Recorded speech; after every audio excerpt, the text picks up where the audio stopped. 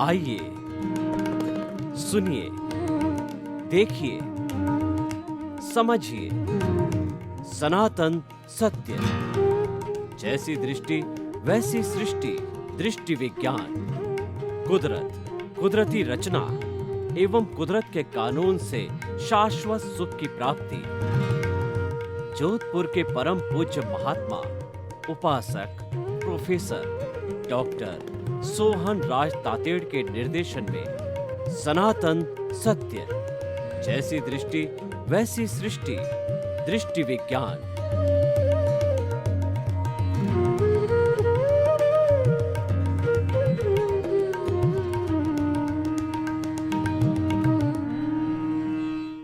One 5-4 चंदेषु निम्मलयरा आईचेषु अय्यं पयासयरा सागरवर गंभीरा सिद्धा सिद्धिं मम दिशन्तु, सिद्धा सिद्धिं मम दिशन्तु। हे मेरे भीतर विराजमान शुद्ध आत्मा भगवान और जगत के सभी प्राणियों के बीच में के भीतर विराजमान वही शुद्ध आत्मा भगवान हम सबको सद्बुद्धि दे, हम सबको सुख दे, शांति दे, ताकि कि हम शांतिपूर्ण सह अस्तित्व के साथ में एक सुंदर विश्व का निर्माण कर सकें। सनातन सत्य, अल्टीमेट ट्रुथ, सार्वभौम सत्य, इस सृष्टि की अल्टीमेट रियलिटी क्या है, ये इंसान को जानना बहुत आवश्यक है।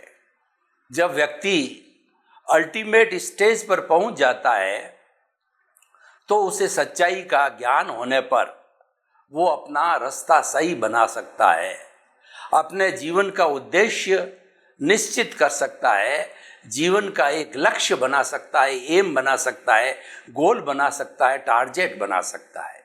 इसीलिए सनातन सत्य कार्यक्रम दिया जा रहा है। हमारा यह कार्यक्रम देने के लिए उद्देश्य यही है कि आपकी जो रॉन्ग बिलीफ समाप्त हो जावे, उसकी जगह आपकी राइट बिलीफ हो जावे। यानी जितनी आपकी नकारात्मक सोच है वो समाप्त होकर के वो सकारात्मक हो जावे, आप सही दिशा में काम करने लग जावें, आपकी सोच सही हो जावे, आप थिंक पॉजिटिव, डू पॉजिटिव और बी पॉजिटिव के सिद्धांत पर चलने लग जावें, तो आपका स्वयं का जीवन अच्छा बने और आपके सहचर जिनके साथ आप रहते हैं उनका भी जीवन आनंदमय, शांतिमय बने। तो अब देखिए कि सनातन सत्य कार्यक्रम देने के लिए हम आपको अलग अलग एपिसोड्स, रोज नए नए एपिसोड्स देते हैं। उन एपिसोड्स का हर एक का अपना अपना विषय होता है। तो आज का हमारा बहुत ही सुंदर विषय है कि रिलेटिव रियल पुरुषार्थ। रिलेटिव का मतलब होता है सापेक्ष और रियल का अर्थ होता है निरपेक्ष, यानी वह एब्सोल्यूट करेक्ट होता है और उसमें कोई तरह की भ्रांति नहीं होती है, वो राइट बिलीफ होता है। पुरुषार्थ का अर्थ होता है कार्य करना, एफर्ट्स करना।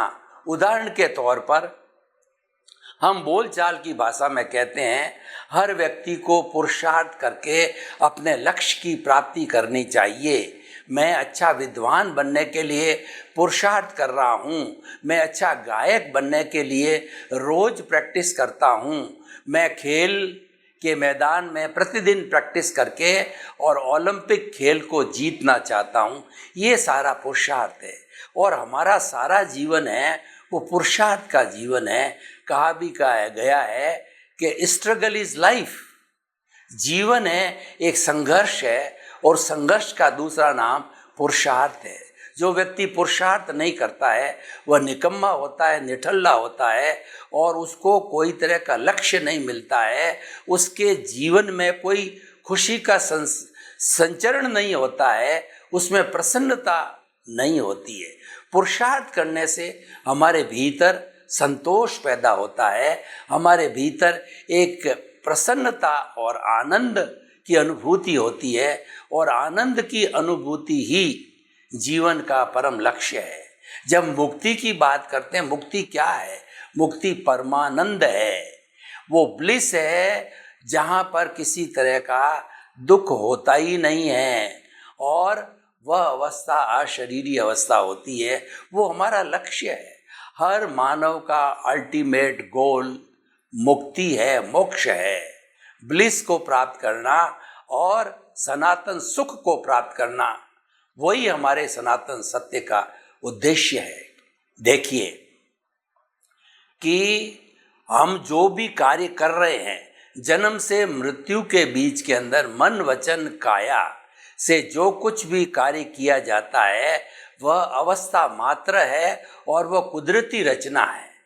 हमारा सनातन सत्य कार्यक्रम कुदरती रचना और कुदरत के आधार पर डिजाइन किया होता है। इन 3 विषयों के माध्यम से हम आपको सनातन देते हैं।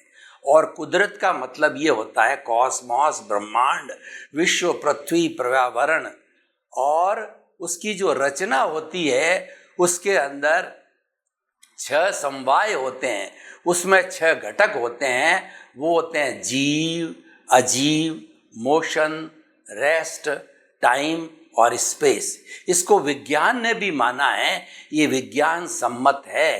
इन 6 तत्वों से सारी कुदरत की रचना होती है, कुदरत का संचालन होता है। और कुदरत का कानून क्या है कि जो हमारे न्यायालयों में कानून दिया जाता है, न्याय दिया जाता, हम कहते हैं कि हमने न्याय की गुहार की, मुझे न्याय चाहिए, मुझे न्याय पाने के लिए मैं न्यायालय में जाऊंगा।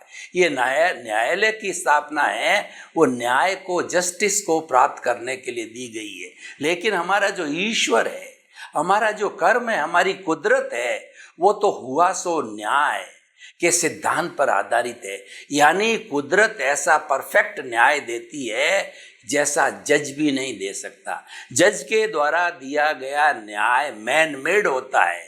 मैन मेड में गलती होने की पूरी संभावना होती है, लेकिन कुदरत की मैथमेटिक्स एब्सोल्यूट करेक्ट होती है, क्यों? कुदरत के ऊपर कोई है ही नहीं है।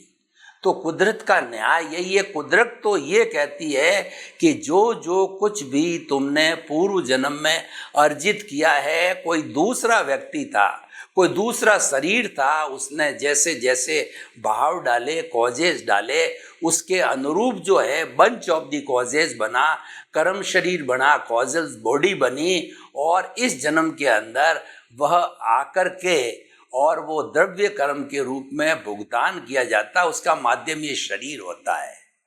तो जन्म लेता है कोई भी प्राणी, कुदरत के ताबे, कुदरत के अधीन आ जाता है, कुदरत का कानून चलता है, कुदरत की रचना चलता है। लेकिन हम ये जितना भी कुदरत के अधीन रह कर के कार्य करते हैं, ये सारा हमारा रिलेटिव पुरुषार्थ होता है।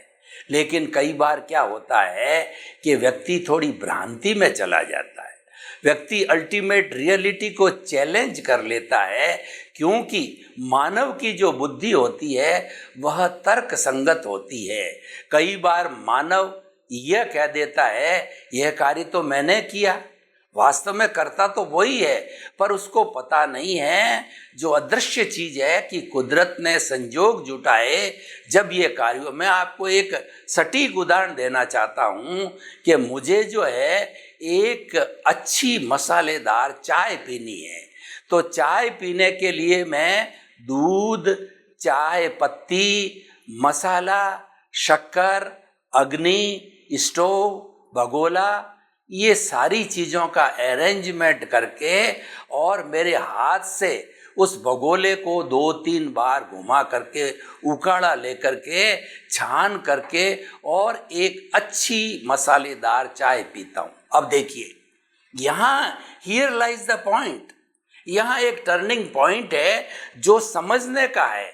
कर्ता अकर्ता भाव और कुदरत की रचना, कुदरत के कानून को यहाँ समझना है। ये बहुत ही सुंदर पॉइंट है। अगर आपके ये समझ में आ जाता है तो आपके कर्मों का बंधन रुक जाता है।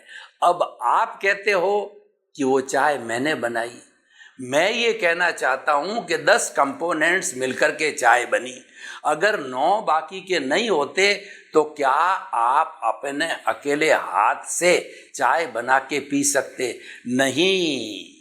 इसका मतलब सब संजोगों ने मिलकर के चाय बनाई है, वो संजोग कुदरत ने जुटाए हैं और वो 10 के 10 निमित्त है। जितने संजोग होते हैं वो सारे निमित्त कहलाते हैं, उसमें मनुष्य भी एक निमित्त है।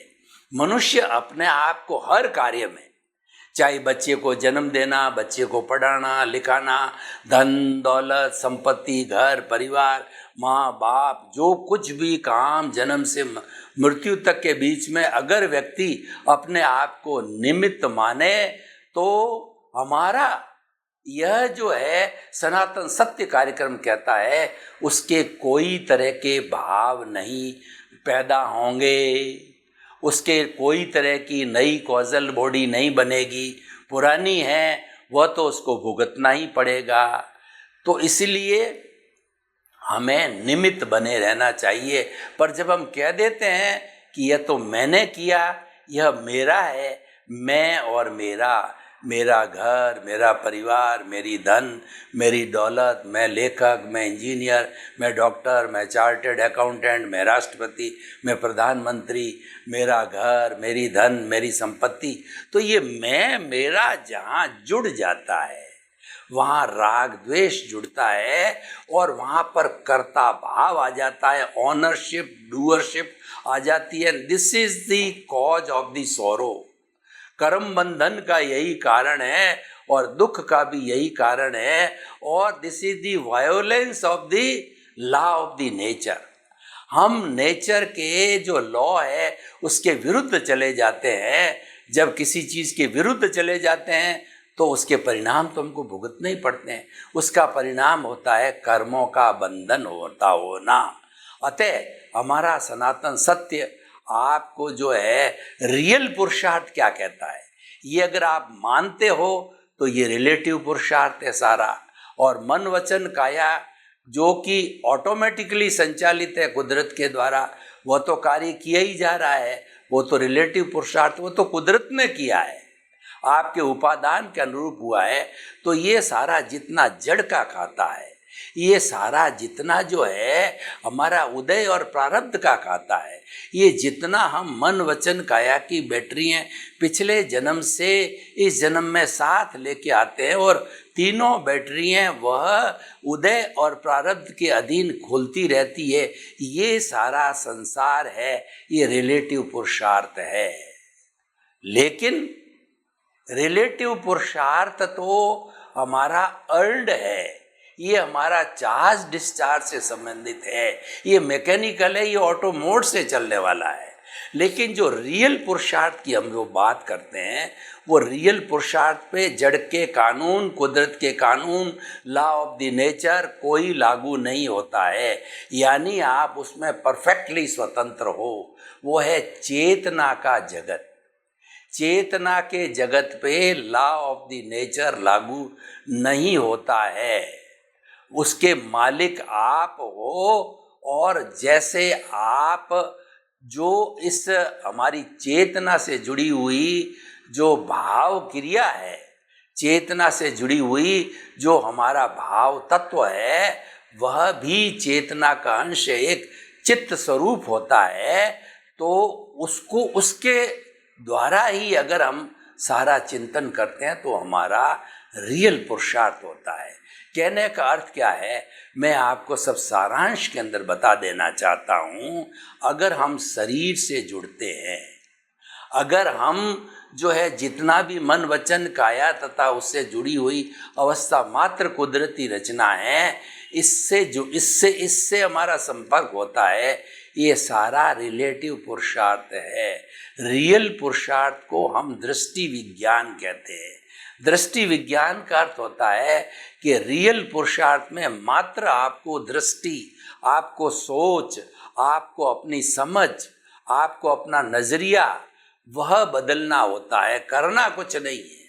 दृष्टि विज्ञान में कुछ किया नहीं जाता है, वहाँ कोई फिजिकल क्रिया नहीं है, वहां तो मात्र जो है एक चिंतन है, एक भाव है, एक सोच है, एक आपकी जो है रॉन्ग बिलीफ से राइट बिलीफ की जो है वो सारी जो है वो डायरेक्शन चेंज हुआ है। दृष्टि विज्ञान है वो आत्म तत्व से जुड़ता है, आत्म तत्व की खोज करता है। क्योंकि अल्टीमेटली मैं आपको प्रश्न करना चाहता हूं कि ये हमारा शरीर है और इसके अंदर आत्मा है, तो आखिर मुक्ति जाने वाला कौन है? हम आत्मा की बात क्यों करते हैं? प्रश्न ये है कि जो भी जीव जन्म लेता है वह सुख चाहता है, कोई मरना नहीं चाहता, कोई दुख नहीं चाहता है। तो सुख जो है की प्राप्ति मनुष्य जीवन का उद्देश्य है।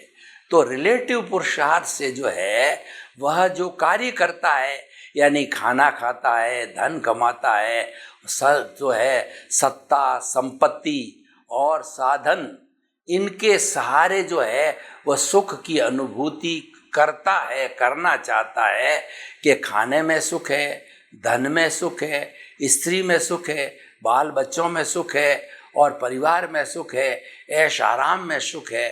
तो वह उसको ढूंढता है, लेकिन उसके बाद भी जो है उसको सुख के बाद के अंदर दुख आ जाता है, सुख और दुख की मिश्रित अनुभूति होने लग जाती है।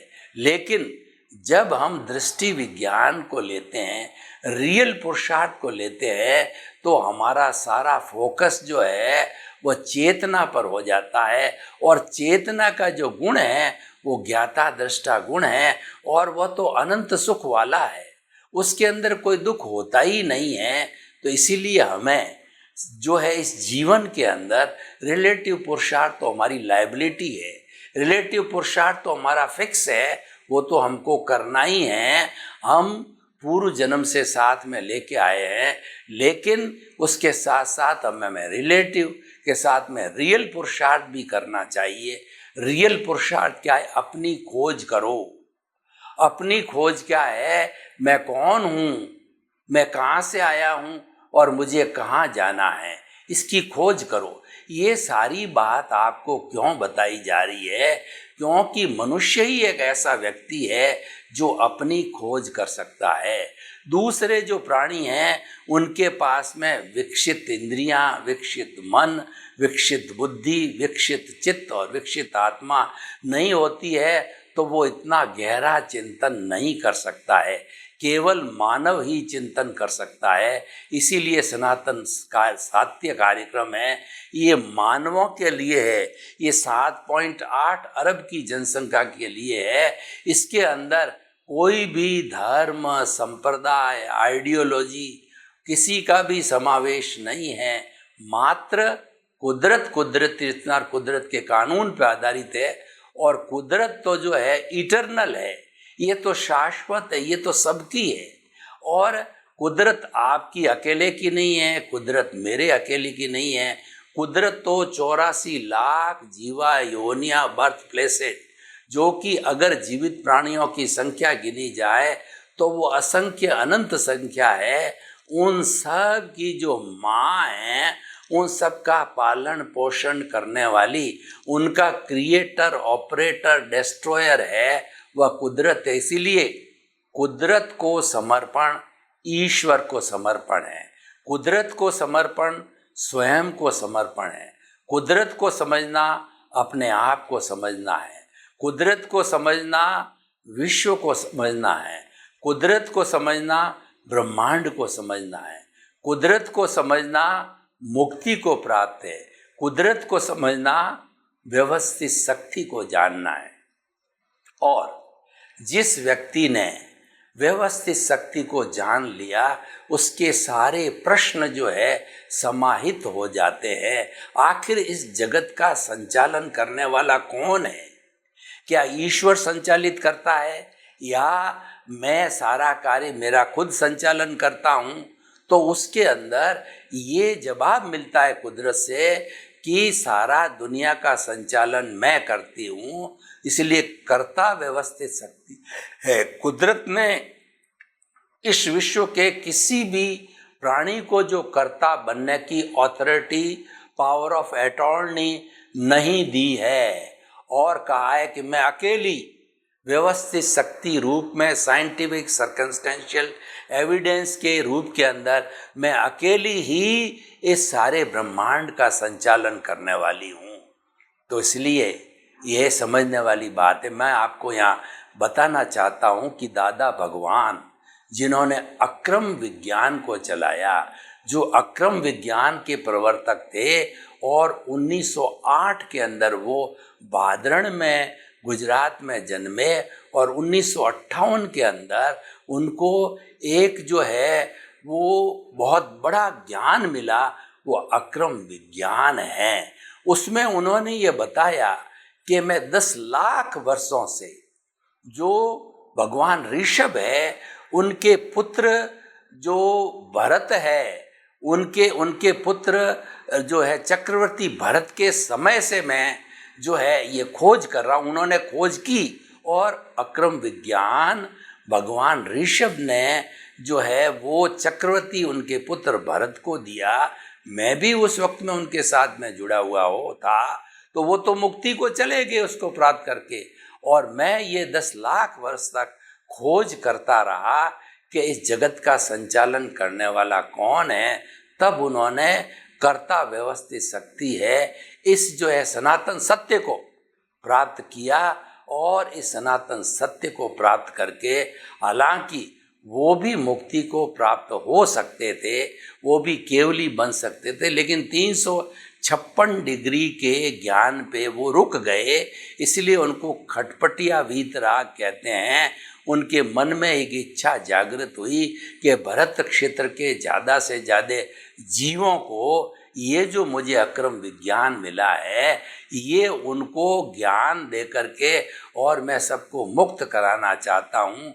और उन्होंने ये भी कहा कि ये ज्ञान मात्र 250 वर्ष तक होगा, फिर जो है क्रमिक ज्ञान जो प्रारंभ से चला आ रहा है भगवान ऋषभ के समय से वही चलेगा, और उसके अंदर अत्यंत पुण्यशाली भाग्यशाली जीव है उनको ये अक्रम विज्ञान की 5 आज्ञा जो ज्ञान में दी जाती है, उनको 2 घंटे के अंदर 5 आज्ञा का ज्ञान करा करके उनको सम्यक्त्वी बनाया जाता है। उनको ज्ञानी पुरुष की कृपा से उनको जो अनंतानुबंधी कषाय का विलय करके दर्शन मोहनीय कर्म को कृपा से समाप्त करके उनको ज्ञानी बनाया जाता है, उनको जीवात्मा से अंतरात्मा बनाया जाता है। तो इस तरीके से जो है ये सारा सनातन सत्य वहाँ से जुड़ा हुआ है। तो सनातन सत्य यानी कुदरत की जानकारी। तो आज का हमारा विषय है कि रिलेटिव और रियल पुरुषार्थ। अब मैं आपको बताना चाहता हूँ कि हम इस रोज़मर्रा की जिंदगी के अंदर सुबह से शाम तक कुछ न कुछ कार्य करते रहते हैं, और यह कार्य कई बार क्या होता है कि हम सोचते हैं वैसा होता नहीं है। एक माँ के 2 या 3 बच्चे होते हैं, वो सब ये सोचते हैं कि हम बड़े बड़े पदों पर चले जाएं, बड़ा बड़ा ज्ञान प्राप्त कर लें, इंजीनियर, डॉक्टर, सीए और संत महात्मा ऐसे बन जावें, पर वह होता नहीं है। क्यों नहीं होता है? क्योंकि हमारे वह पुण्य में नहीं है, हमारे भाग्य में नहीं है, वो अर्जित किया हुआ नहीं है। कहने का अर्थ यह है कि सनातन सत्य ये बताता है कि पूर्व जन्म के अंदर एक उदाहरण आपको देना चाहता हूँ कि एक रूपक के रूप में कि हम परीक्षा देते हैं, कॉम्पिटिटिव एग्ज़ाम होते हैं, हम परीक्षा देते हैं तो हमको 3 घंटे का जो समय दिया जाता है उसमें 10-12 प्रश्न दिए जाते हैं और हम आंसर शीट में लिखते हैं, और वो सारे प्रश्नों का हल हमने 3 घंटे के पहले 2.5 घंटे में कर दिया।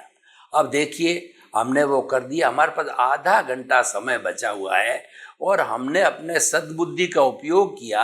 हमने कहा कि इसको आंसर शीट को पलट लें। आधे घंटे के अंदर हमने एडिशन डिलीशन यानी करेक्शन उसमें किया।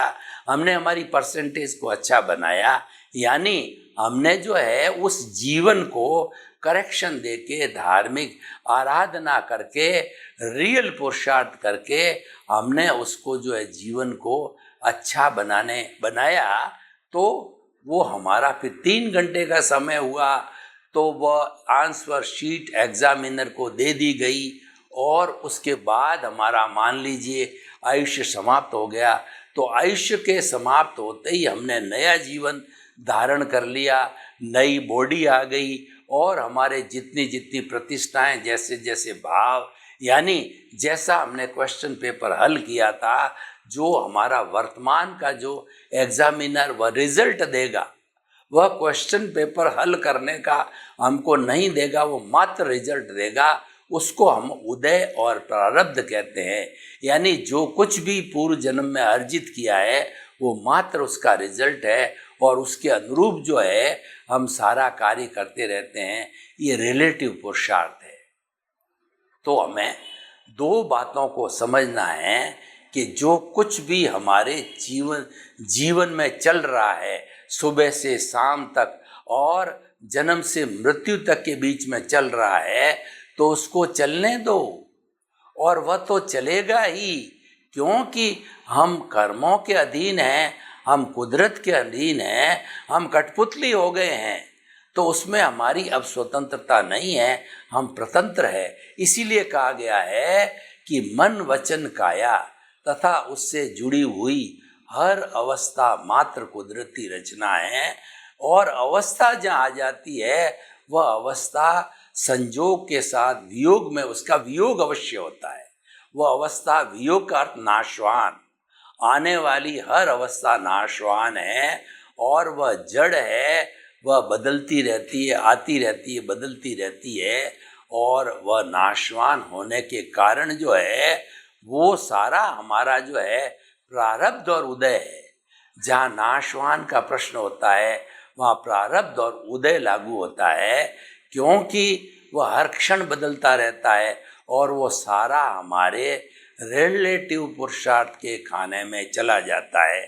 चाहे आप अपने को कर्ता मानो, चाहे व्यवस्थित शक्ति करावे आपको, वो सारा रिलेटिव पुरुषार्थ है, क्योंकि वह तो चार्ज का डिस्चार्ज है, वो ध्वनि की प्रतिध्वनि है, वो एक्शन का रिएक्शन है और वो केवल भुगतान है ओनली। क्योंकि भुगतान तो करना पड़ेगा, व्यवहार शुद्धि बिना निश्चय शुद्धि नहीं है। लेकिन केवल भुगतान करना हमारे जीवन का लक्ष्य नहीं है, ये तो व्यवहार है, ये तो हमको निभाना है और निभाना ही पड़ेगा। हम निभा ही रहे हैं, चाहे हम रो के निभावें, चाहे हम जी के निभावें। भगवान महावीर की आप साधना को देखो कि 12.5 वर्ष भगवान महावीर ने कठोर तपस्या की। उन्होंने देखा कि मेरे कर्म जो है और 23 तीर्थंकरों के कर्म की अगर हम तुलना करें फिर भी मेरे कर्म भारी है। तो और वो 12.5 वर्ष में काट करके मुझे वीतराग और आगे केवली बनना है। तो उन्होंने जो है वो दृष्टि विज्ञान का उपयोग किया, उन्होंने रियल पुरुषार्थ का उपयोग किया, उन्होंने सनातन सत्य का उपयोग किया, उन्होंने व्यवस्थित शक्ति का उपयोग किया और उपयोग करके शरीर को वोसरे करके वह तो रियल पुरुषार्थ यानी दृष्टि विज्ञान यानी आत्म प्रदेशों में चले गए। मैं और मेरा प्रभु के अकाउंट में जाकर के विलीन हो गए, ज्ञाता दृष्टा बन गए। के कीले ठोक रहा है कोई भी ग्वाला, महावीर रूपी पुतले के कीला ठोक रहा है। संगम देवता एक रात के अंदर 20 मारणांतिक कष्ट दे रहा है, तो वो महावीर रूपी इस मन वचन काया को कष्ट दे रहा है। और ग्वालों ने जो है दोनों पैरों के ऊपर जो अग्नि जला के खीर पकाई, तो वो जो कष्ट दे रहा है इस मन वचन काया रूपी शरीर को कष्ट दे रहा है। तो ऐसा उन्होंने जो है वह चिंतन करके ज्ञाता दृष्टा होकर के रियल पुरुषार्थ करके और अपने कर्मों को खपाया और रिलेटिव पुरुषार्थ को उन्होंने कोई विशेष तवज्जो नहीं दी। तो हम ये आपको बताना चाहते हैं कि आप रियल रिलेटिव पुरुषार्थ को समझिए। रिलेटिव जड़ से जुड़ा हुआ है, रियल है चेतना से जुड़ा हुआ है, और आपका रिलेटिव पुरुषार्थ बाह्य है और रियल पुरुषार्थ जो भीतरी है। तो इसका हम विवेक करेंगे तो अपने जो है लक्ष्य को बहुत अच्छी तरह से पहुंच सकते हैं। सर्वे भवन्तु सुखिनः, सर्वे सन्तु निरामया। लोक के सब जीवों को सुख मिले, शांति मिले, आनंद मिले, प्रेम मिले, सौहार्द मिले, सभी हिल मिल करके एक अच्छा संसार बनावें, एक स्वर्ग बनावें। आपके प्रति शुभकामना, मंगल भावना।